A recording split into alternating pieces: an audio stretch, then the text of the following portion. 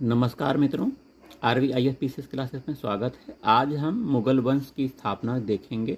बाबर ने मुगल वंश की स्थापना की थी। बाबर का शासनकाल 1526 से 1530 तक होता है। बाबर का जन्म 1483 में फरगना में हुआ था। बाबर के पिता का नाम उमर शेख मिर्जा था। बाबर फरगना की गद्दी पर कब बैठा? 1494 में बैठा था। मात्र 11 साल की उम्र में बैठा था। बाबर ने बादशाह की उपाधि 1507 ईस्वी में धारण की थी। बाबर ने भारत पर 5 बार आक्रमण किया था। 5 बार।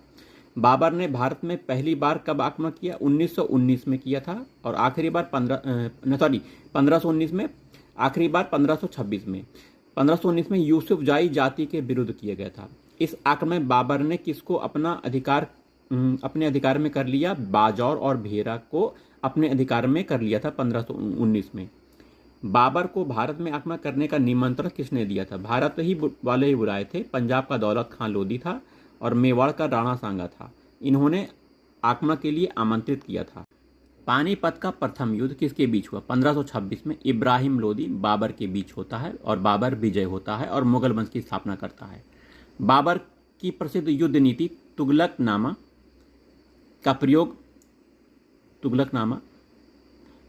का प्रयोग सर्वप्रथम किस युद्ध में हुआ? पानीपत के प्रथम युद्ध में हुआ था।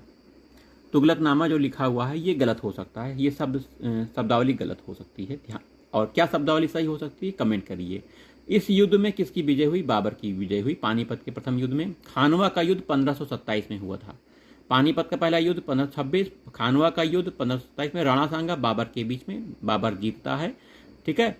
चंदेरी का युद्ध 1528 याद रखिए। मेदिनी राय बाबर के बीच में, बाबर जीतता है। ठीक है। घाघरा का युद्ध 1529 में अफगानों और बाबर के बीच होता है और बाबर इसमें भी जीतता है, अफगान का युद्ध।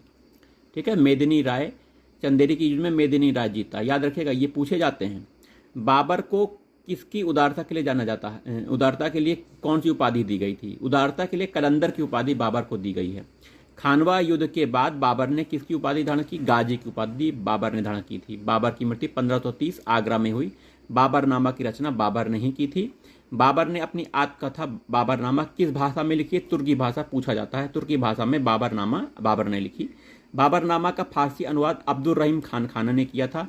मुबियान नामक पद शैली का जन्मदाता बाबर है। पूछा जाता है मुबियान पद शैली किसकी है? मुबैयान बाबर ने किया है। बाबर किसका अनुयायी था? नक्शबंदी सूफी ख्वाजा उबैदुल्ला अहरार का था। बाबर का उत्तराधिकारी हुमायूं। फरगना वर्तमान में उज्बेकिस्तान में स्थित है। बाबर वंशों की राजधानी